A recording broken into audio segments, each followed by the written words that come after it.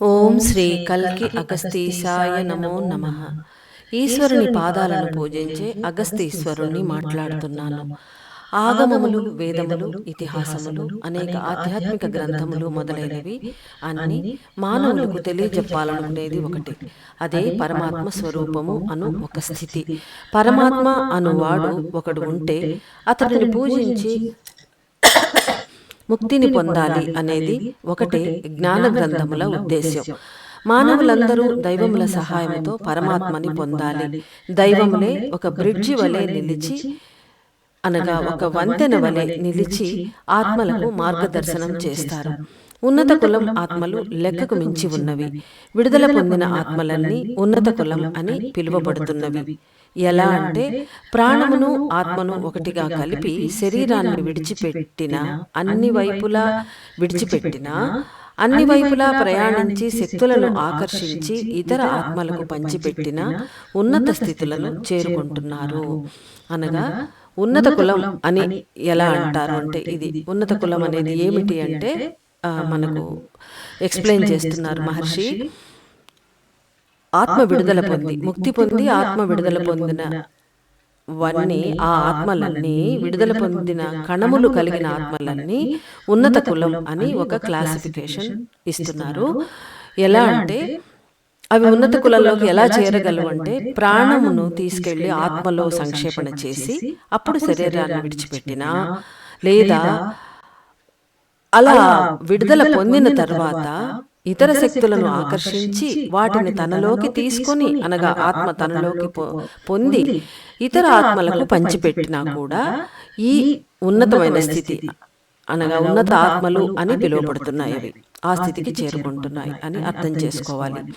భూమిపై శరీరంతో జీవిస్తున్నప్పుడు ప్రాణము ఒదిగి నిలుచుట అనేది ఒక అపూర్వమైన విషయం. ఎందుకంటే ప్రాణం ఎప్పుడూ బయట సంచరిస్తూ ఉంటుంది కాబట్టి, అనగా ప్రాణము ద్వారా ఇంద్రియాలు బయట సంచరిస్తూ ఉంటాయి కాబట్టి ఆ ప్రాణం ఒదగడం అనేది చాలా కష్టమైన పని. అలా అవుతున్నది ఈ సమయంలో అంటే చాలా గొప్ప విషయం అని మహర్షి చెప్తున్నారు. అయినప్పటికీ కలి ఎల్లలో అది సులభ సాధ్యమే. ఒక మంత్రం ఉచ్చరించుట వలన ప్రాణము ఒదుగును అన్నప్పుడు దాని శక్తిని అందరూ గ్రహించాలి. అంటే ఎంతటి సులభతరం, దేవతలందరూ కలిసి కట్టుగా ఇది చేసి మహర్షి ద్వారా ఇచ్చారు అంటే ఎంతటి కష్టమైన పని. ప్రాణము ఒదిగిపోవుట ఆత్మలో అనేది ఎంత కష్టమైన పనో, ఆ కష్టమైన పని ఒకే ఒక మంత్రం ఉచ్చరించడం ద్వారా జరుగుతోంది అంటే ఆ మంత్రం ఎంత గొప్పది, దాని శక్తి ఎంతటిది అని కొద్ది నిమిషాలు ఆలోచించి అర్థం చేసుకోవాలి. ముక్తి పొంది శరీరాన్ని విడిచిపెట్టి ఆకాశం వైపు వెళ్ళుట అనేది ఆత్మలో సంపూర్ణంగా సంక్షేపించును అని అర్థం. జీవించి ఉన్నప్పుడే ప్రాణం ఆత్మలో సంక్షేపించలేదు కాబట్టి సంక్షేపించే కాల అవధి పెంచాలి. అంటే ప్రాణం ఉన్నప్పుడే చేయలేదు కాబట్టి, అంటే ప్రాణం ఆ శరీరం విడిచిపెట్టి వెళ్ళిపోతుంది కాబట్టి, అంటే ముక్తి పొందడం అంటే ఏంటి, జనరల్గా అందరూ అర్థం చేసుకునేది శరీరం విడిచిపెట్టి, అంటే ప్రాణం ఆత్మలో కలిసి ఆత్మ పరమాత్మలో కలిస్తే వాళ్ళు వెళ్ళిపోయారు అని అర్థం. అంటే ముక్తి పొందారు అని మనం వింటూ ఉంటాం. అందువల్ల ఏమంటున్నారు, జీవించి ఉన్నప్పుడే ప్రాణం ఆత్మలో సంక్షేపించలేదు. అంటే సంక్షేపిస్తుంది కానీ చాలా కష్టమైనది కాబట్టి సంక్షేపించే కాలావధి, అంటే ప్రాణము ఆత్మలో ఒదిగే దానికి కొంచెం సమయం కావాలి, ఎక్కువ టైం పడుతుంది. ఈ లోపలే మనం చనిపోతాం. అది ఇక్కడ సూక్ష్మమైన అర్థం. అందుకని దాని కాలావధి పెరగాలి. ఇప్పుడు కలియుగంలో మానవులు అల్పాయుసులు కాబట్టి ఈ మంత్రం అనేది ఏర్పడింది అని మనం అర్థం చేసుకోవాలి. కాబట్టి సంక్షేపించే కాలావధి పెంచాలి. ప్రాణం ఒదిగినచో ఏమి జరుగును, ప్రాణం వెళ్ళి ఆత్మలో ఒదిగితే ఏమవుతుంది. కలియల్లలో జీవించే నా ప్రియ శిష్యులు ఈ విషయాన్ని బాగా గ్రహించగలరు అంటున్నారు ఆయన. ప్రాణము ఆత్మలో ఒదిగి నిలిచే సమయంలో ఇతర ఆత్మలను గురించిన ఆలోచనలు, దైవాన్ని గురించిన ఆలోచనలు అధికమగును. ఇవి మనందరికీ తెలుసు అని ఆయన అంటున్నారు.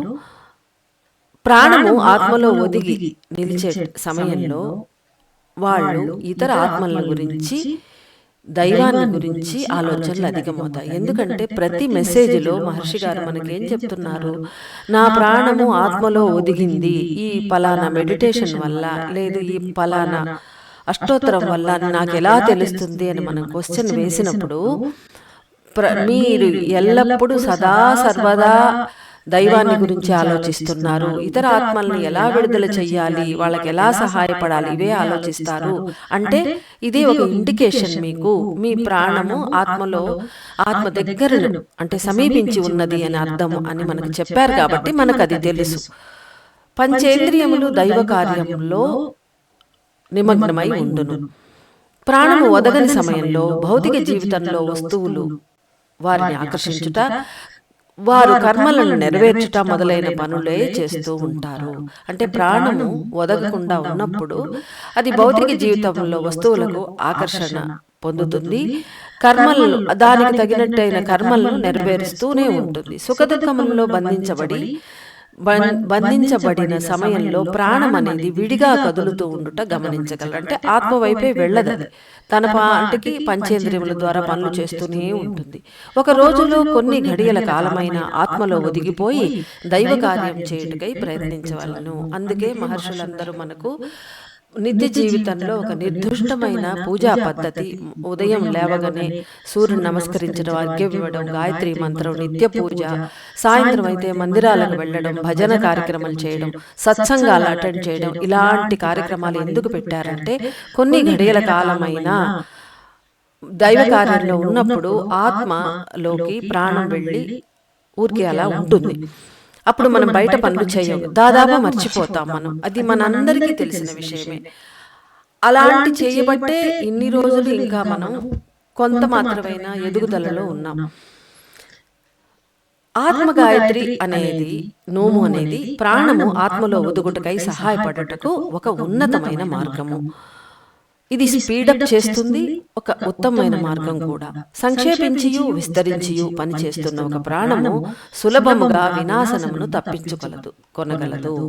అనగా అది ప్రాణం అనేది సంక్షేపించాలి, మళ్ళీ విస్తరించాలి, రెండు పనులు ఆల్టర్నేటివ్గా అవుతూ ఉంటాయి. అలాంటి ఒక ప్రాణము సులభముగా వినాశనము నుండి తప్పించుకొనుటకై ఈ ఆత్మగాయత్రి నోము అనేది ఏర్పరచబడినది. ప్రళయ వినాశనములు జరగబోయే సమయంలో ఆత్మలో ఒదుగుటకై జీవాణువు మొదట నేర్చుకోవాలి. అంటే ఇట్ షుడ్ ప్రాక్టీస్, అంటే మనం ప్రాక్టీస్ చేయాలి. మనం ప్రాక్టీస్ చేయడం అంటేనే ప్రాణం ప్రాక్టీస్ చేయడం అని అర్థం. ఆత్మగాయత్రి మంత్రం ఉచ్చరించినప్పుడు ప్రాణము ఆత్మ వైపే సులభముగా ఆకర్షించబడును. త్రిభుజాకారం అనేది ఒక మనిషి లోపలి బ్రెయిన్ ని సూచించును. అంటే ట్రయాంగిల్ అనేది మన యూనివర్స్ లో ఉన్న ఒక అద్భుతమైన ఒక రూపం అన్నమాట. ఈ రూపం అంటే దీన్నే దేవుడితో సమానంగా కొందరు పూజిస్తారు. మనకు చాలా చోట్ల మన ఆధ్యాత్మిక విషయాలలో మనకి త్రిభుజాకారం అనేది అందరికీ తెలుసు. ఇక్కడ దాని వివరాల్లోకి మనం వెళ్ళొద్దు.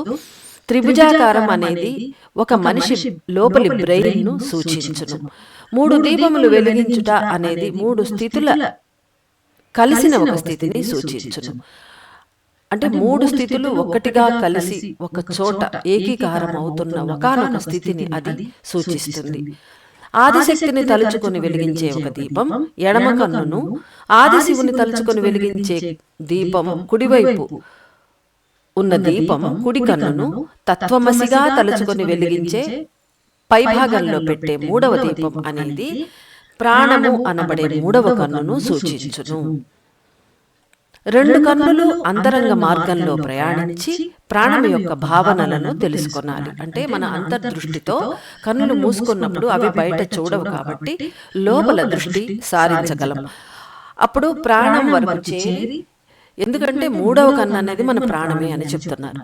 సో ప్రాణం చెప్పేది వినాలి, అది ఏం చెప్తోందో అనేది తెలుసుకోవాలి. వేరొక మార్గంలో చూచినప్పుడు, అంటే ఇది ఒక మార్గం, ఎడమవైపు దీపం ఎడమ కన్ను ఆదిశక్తిని సూచించేది, కుడివైపు ఆదిశివుడిది కుడి కన్ను, పైన వెలిగించే అగస్త్యుల వారికి సంకేతంగా తత్వమసికి సంకేతంగా వెలిగించే ఆ దీపం ఏదైతే ఉందో పై భాగంలో అది ప్రాణాన్ని సూచిస్తుంది అనే ఇది ఒక పద్ధతి. ఇంకొక మార్గంలో చూచినప్పుడు ఎడమవైపు దీపం జీవాణువును, కుడివైపు దీపం ఆత్మను, తత్వమసి అను పైభాగంలోని దీపం పరమాత్మను సూచించును. ఇది ఇంకొక అండర్స్టాండింగ్ మెథడ్ అన్నమాట. ఇంకొక విధంగా చూసినప్పుడు అనగా మూడవ విధం ఏంటంటే ఎడమవైపు దీపం చంద్రునిగాను, కుడివైపు దీపం సూర్యునిగాను, మూడవ దీపం సూర్యుని కేంద్రం లోపల ఉన్న శూన్య ప్రదేశముగాను భావించబడును. అంటే ఎక్కడైతే పరమాత్మ ఉన్నాడని మనకు చెప్తారో ఆ ప్రదేశం, ఆ సూర్యుడి కోర్ ఆఫ్ ద సన్, ఆ శూన్య ప్రదేశంగా మూడవ దీపం భావించబడుతుంది. ఆత్మగాయత్రి నోమును తీసుకుని 3 దీపములను వెలిగించి మూలమంత్రమైన ఆత్మగాయత్రి మంత్రాన్ని జపించినప్పుడు మానవులు పై 3 స్థితులను కూడా తెలుసుకొనగలరు. ఈ 3 రకాలుగా ఎక్స్ప్లెయిన్ చేసిన పరిస్థితిని మన లోపల ఆ స్థితికి, ఆ దశకు మనం చేరుకొని దాన్ని అర్థం చేసుకోగలము. ఎప్పుడు ఆత్మగాయత్రి మంత్రాన్ని ఈ 3 దీపాలు వెలిగించి ప్రాపర్గా మనం చేసినప్పుడు.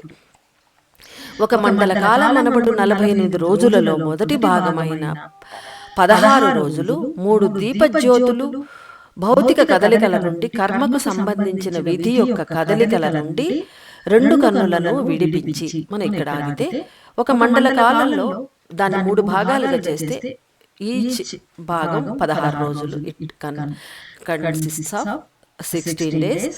అది ఆ మొదటి భాగంలో దీపజ్యోతులు అంటే మనం 16 రోజులు కనుక ఆత్మగాయత్రి మంత్రం జపిస్తూ ఈ పూజ నోము చేస్తే ఆ 3 జ్యోతులు మనకి ఎలా సహాయపడతా అంటే భౌతిక కదలికలు, అంటే బయట చూడటం, బయటే పనులన్నీ చేయటానికి కళ్ళు లేకుండా మనం ఏం చేయలేము. సో ఆ కన్నులను దాని నుండి అవి చేసే కర్మలు, అంటే దానికి విధించబడిన కర్మలు, కళ్ళు లోపల నుంచి ఎక్కడ ఆర్డర్ వస్తుందో, ఎలా ఆర్డర్ వస్తుందో ఆ పనే అది చేస్తుంది. దేన్ని చూడమంటే అది చూస్తుంది, ఏ పని చేయడానికి సహాయం చేయమంటే అది చేస్తుంది. వాటి నుండి, ఆ విధుల నుండి, ఆ కదలికల నుండి ఈ దీపజ్యోతులు అనేవి 2 కన్నులను విడిపించి ప్రాణముతో సంక్షేపించుటకు సహాయపడును. అంటే అప్పుడు మనం లోపలికి చూడడానికి ఇష్టపడతాం. లేదంటే వెంటనే కళ్ళు తెరిచేసి పక్కన వాళ్ళు ఏం చేస్తున్నారు, లేదు ఏదో వచ్చారు ఎవరో బెల్లు కొట్టారు దాన్ని చూస్తాం, అలా వెళ్ళిపోతూ ఉంటుంది అన్నమాట. ఇది ప్రాపర్గా చేసినప్పుడు ఆటోమేటిక్గా మన కళ్ళు తెరుచుకోవు, మన లోపలే చూడడానికి ఇష్టపడతాం. ఇదే ఆ సహాయం. 2 కన్నులు భౌతిక జీవితం వైపు ఆకర్షణ కలిగించే కదలికల నుండి విడిపడి మాయా స్థితులను తరిమివేసి అంతర్దృష్టితో సంక్షేపించును, అనగా ప్రాణంలో వదును. 2వ స్థితిలో చేయబడు నోము తరువాతి 16 దినములు ఆలోచన, వాక్కు, క్రియ అను 3 ఒకే సరళ రేఖలో నిలిపి ప్రాణము, ఆత్మ మరియు పరమాత్మ అను 3 స్థితులను ఒకే రేఖలో కలుపుటకు సహాయపడును. సో మనం మనోవాక్కాయ కర్మణ అంటాం మనం సంస్కృతంలో. అంటే మనసు, వాక్కు, కర్మ ఆ 3 ఒకటే రకంగా ఉండాలి. అంటే ఒకటి మనసులో అనుకొని ఒకటి చెప్పి ఇంకొక పని చేసేయడం, అది మనకు అలవాటుగా ఉన్నది. అలా చేయకుండా ఉండాలి అని మనం ప్రామిసులు చేసేటప్పుడు చెప్తూ ఉంటాం. సో అలా చేయటానికి ఆలోచన, వాక్కు, క్రియ 3 ఒకే లైన్లో వాటికి ఏకీకారంగా చేయటానికి ఈ 2వ 16 దినముల నోములో మనకు వస్తుందన్నమాట. అంటే 1 by 1 ఆ 3 స్థితులు ఏవైతే పైన తెలుపబడ్డాయో ఆ స్థితి ఇది ఏమవుతుంది, నెరవేరబడుతుంది అన్నమాట. 2వ దాంట్లో ఈ వాక్కు, క్రియ, ఆలోచన 3 ఒకటేగా ఉండడానికి సహాయపడుతుంది. ఆత్మ అణువు పరమాత్మ శక్తులను సులభంగా పొందుటకై 3 దీపజ్యోతులు సహాయపడును. ఈ 3 దీపజ్యోతులు ఆత్మ పరమాత్మ శక్తులను, అంటే పరమాత్మ దగ్గరికి చేరి ఆ శక్తులను తీసుకోవడానికి ఈ దీపజ్యోతులు అనేవి ఆత్మకు సహాయపడతాయి. మొదట మన ఇంద్రియాలు అనే కన్నులు ప్రాణంలో ఒదిగిపోతాయి కాబట్టి అప్పుడు ప్రాణం వెళ్ళి ఆత్మలో ఒదుగుతుంది. దాని తర్వాత సెకండ్ పార్ట్లో ఏం జరుగుతుంది, ఆత్మ పరమాత్మ దగ్గరికి చేరి ఆ శక్తులను తీసుకోవడం మొదలు పెడుతుంది. ఒక మండల కాలమున గల ఆఖరు 16 దినముల పాటు, అంటే 3rd పార్ట్ చెప్తున్నారు, ఆఖరు 16 దినముల పాటు నోమును చేస్తూ 3 దీపములను వెలిగించి దీక్ష పాటించే అందరూ ఈ భూగ్రహం యొక్క గురుత్వాకర్షణ శక్తి నుండి విడిపడగలరు. గొప్ప విషయం ఇది. ఆఖరు 16 దినాల్లో ఏం జరుగుతుంది అంటే మనలో జరిగే మార్పులు. ఈ నోములు బాగా చేస్తూ 3 దీపాలను వెలిగించి దీక్ష పాటించే వారందరూ ఈ భూగ్రహం యొక్క గురుత్వాకర్షణ శక్తి నుండి అంటే ఆ పట్టు నుంచి మనం విడిపడగలము అని చెప్తున్నారు మహర్షి.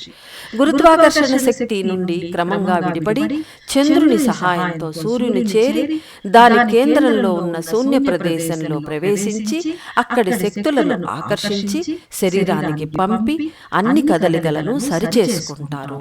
ఇంత విషయం అప్పుడు జరుగుతుంది. అంటే ఆఖరణ చంద్రుడు సూర్యుడు అని చెప్పారు కదా. సో అప్పుడు ఏం జరుగుతుందంటే గురుత్వాకర్షణ శక్తి నుండి విడిపడ్డప్పుడు చంద్రుడు చేరుతాము, చంద్రుని సహాయంతో సూర్యుని చేరుతాము. అక్కడ సూర్యుని కోర్ లోపల ఉండే శూన్య ప్రదేశం అంటే 3rd దీపం ఇండికేట్ చేసినది, అక్కడికి వెళ్ళి అక్కడ శక్తులను తీసుకొని వాటన్నిటినీ ఆత్మ శరీరంలో ఉండే నాడులు నరాల ద్వారా అన్ని శరీర అవయవాలకు పంపించి అక్కడున్న వ్యాధులను రుగ్మతలను నిర్మూలన చేసుకొని ఆరోగ్యంగా కాంతివంతంగా తమ కదలికలను సరిచేసుకుంటారు అని చెప్తున్నారు. పూర్తి మండల కాలం పాటు 3 దీపాలను వెలిగించి పూజించడం వలన 3 స్థితులలో కదలికలు పుష్పించును. అంటే ఈ విధంగా అవన్నీ జరుగుతాయన్నమాట. త్రికోణాకారం అనేది మహా ఆకర్షణ ఇచ్చే సమర్థత కలిగినది. త్రికోణం అనేది చాలా పవిత్రమైన ఒక జామెట్రికల్ ఫామ్, యూనివర్స్లో ఏర్పడి ఉన్న ఎప్పుడూ ఉండేటువంటి అది.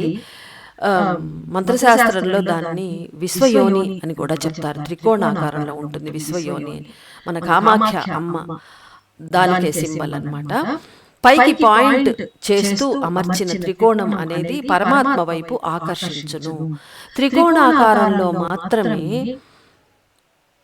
పలు విధములైన కదలికల సూత్రాలు అమరి ఉన్నవి.